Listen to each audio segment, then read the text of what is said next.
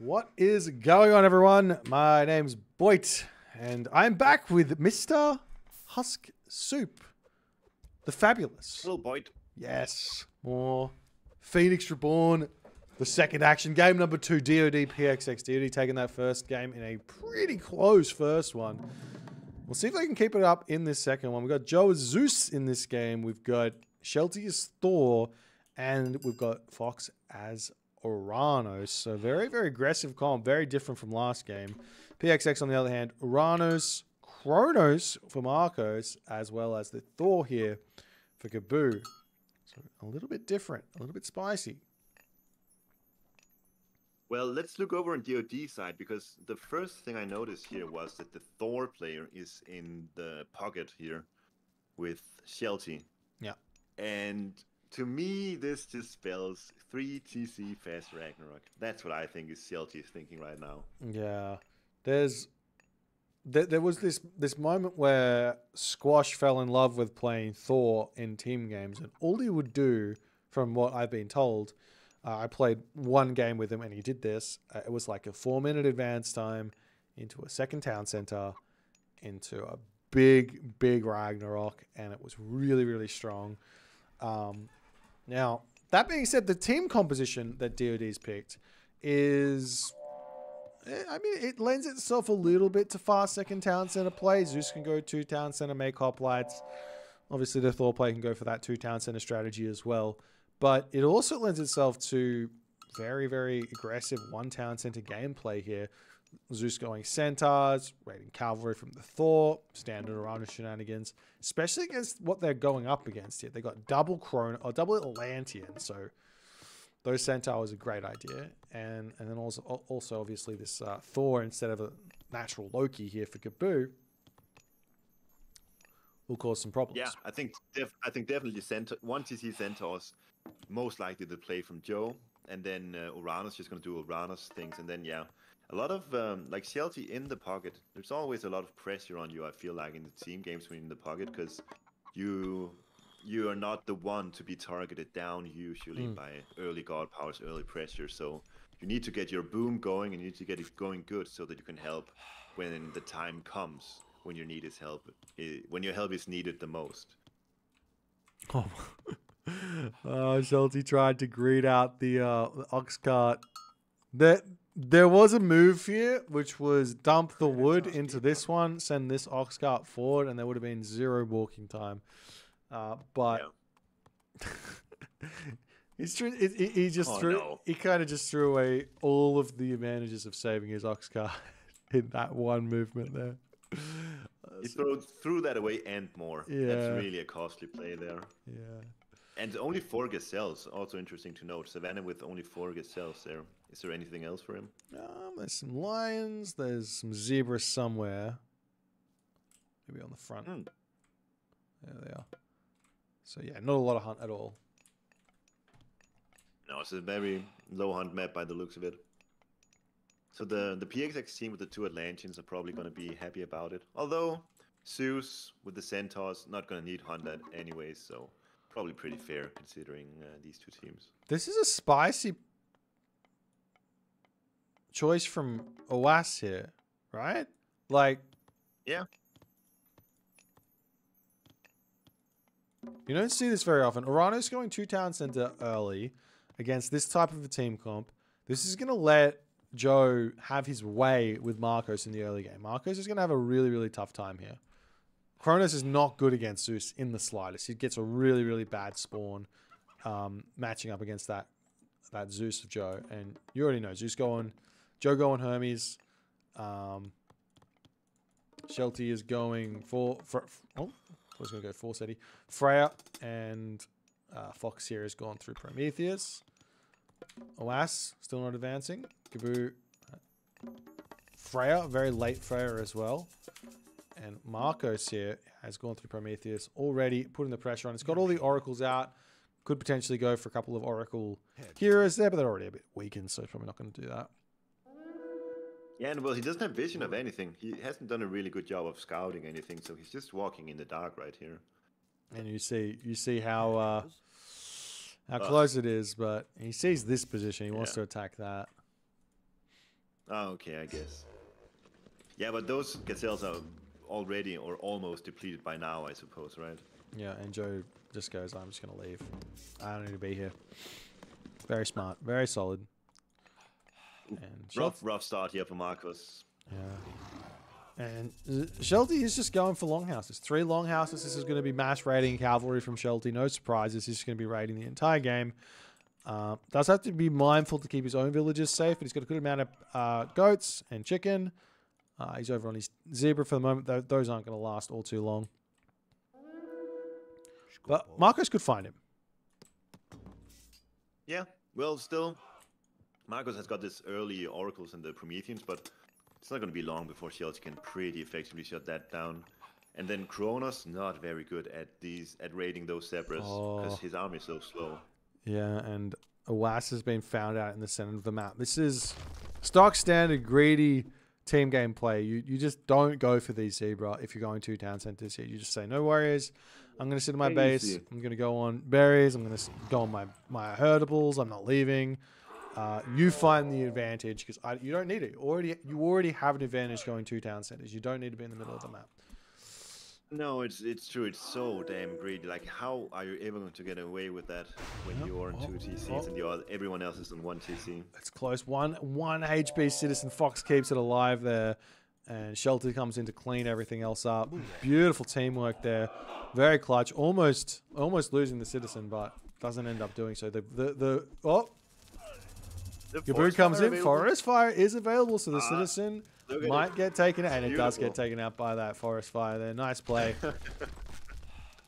Immediately taken down by the fire. Great awareness. And now the problem, though, for Marcos is coming, and it is, how do you deal with Centaur? I don't know. Yeah, I mean, the one way you can deal with it is having manors nearby literally all of your citizens all the time. But then the issue is, like, you're so limited in where you can even gather resources, and this kind of thing still happens. That being said, Oas has got Shockwave. Just give the Shockwave over to the Kronos player in this game and use it on those Centaur to limit the numbers and help him out.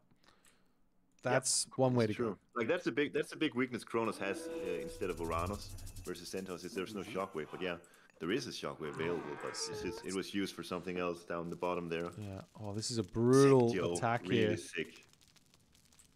More brutal attacks. Again, Shockwave used for defense. Oh, what was it? Yeah, basically. No, that. Oh, and Shelty's coming in to say, no, get out of it. You're not getting away. Oh, that's brutal. DoD's in such a commanding position now. There's so many dead villagers. Yeah, it's crazy. Now, there is a way back into this for PXX, and that's getting their own raids off, and we are seeing Gabu trying to do so. We'll see. Shelty's actually located his Hearses very nicely there to counter it. Yeah, Gabu gets in. It's kind of hard to kill off Atlantean economy. It's almost worth it to not. It's almost worth it to not raid the Atlantean, just because technically, if you respect the Atlantean player enough, you kind of recognize you're not going to get any kills on them.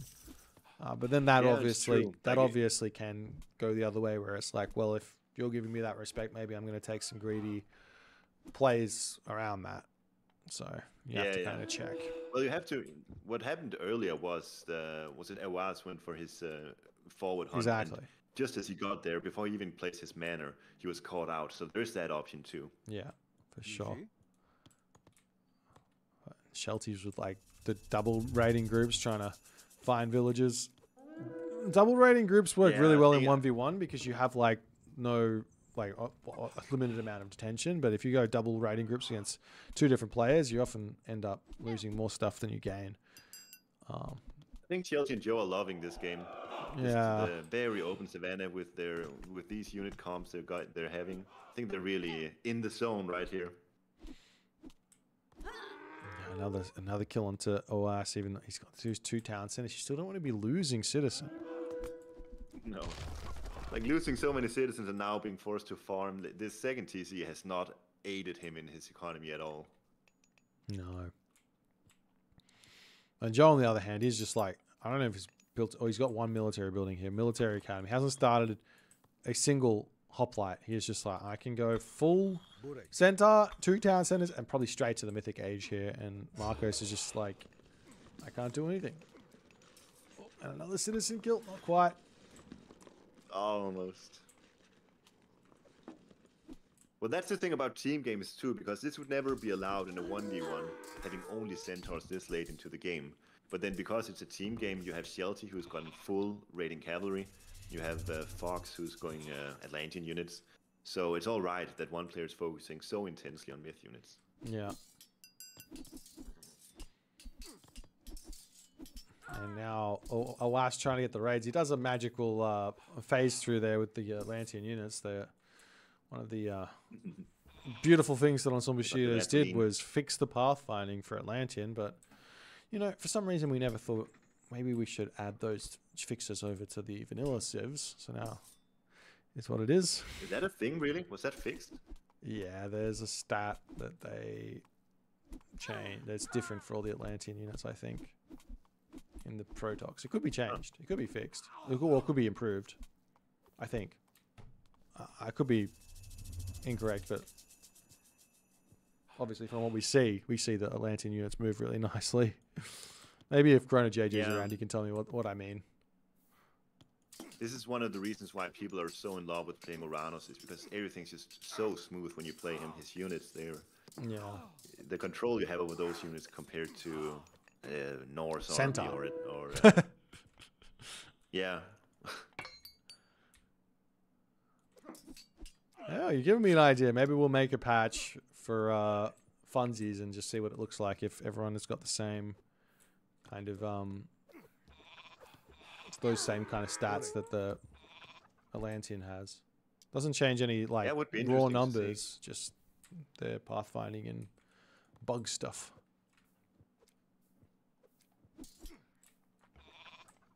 And Gabu is struggling this game, isn't he?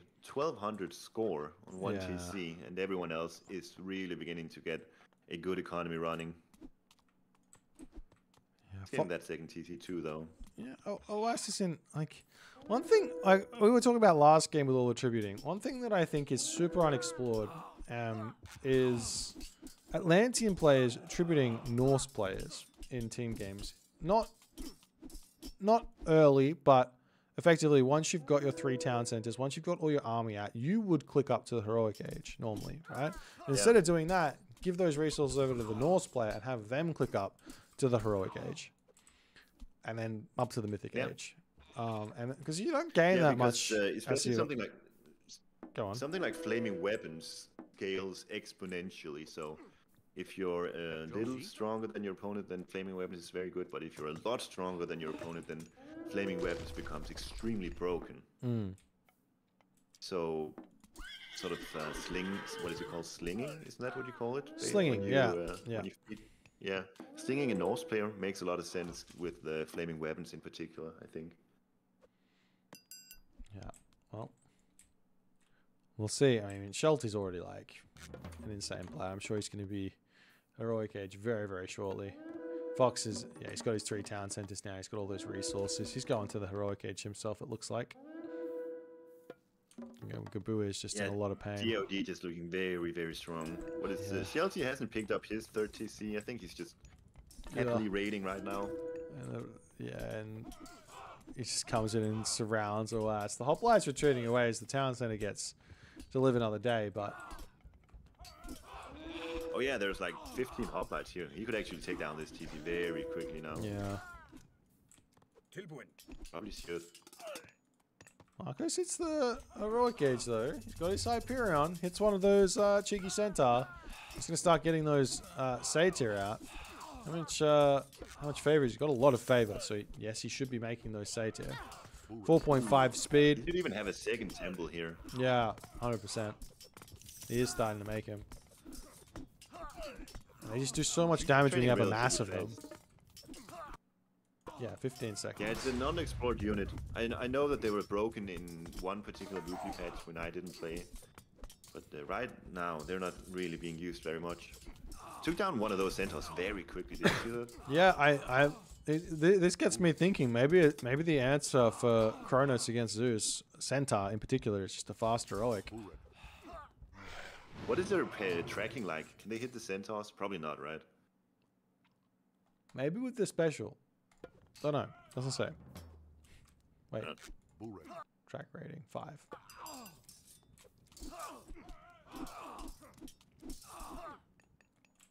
Wait, Gabu's searching here. There are some dwarfs here of shelties he can find, as well as like Sheltie is always being cheeky here in this, but the Oracle is in position there from no, that's from Fox, so they don't even know he's there. Oh yeah, that's true. But the hoplites are doing work now. Yeah. Still kind of reluctant to go for the TC. I guess with the satyrs here now, A little bit to be taken care of before he can do that. Actually, a really nice snipe on the temple there. Means no more satyrs out for the next few seconds. Yeah, Marcus getting it back up. He has a nice amount of them at the moment. And the more he gets, the better he can. Right? Yeah. The more he gets, the more scary it is to go for those sorts of attacks. Yeah, with the AoE, just almost insta-killing an entire area if you have 4 or 5 of them. Joe. Those hoplites are looking menacing. Yeah, they're terrifying. The red wave is coming. Marcus needs to hold this because this is his only gold mine, right? Red colors.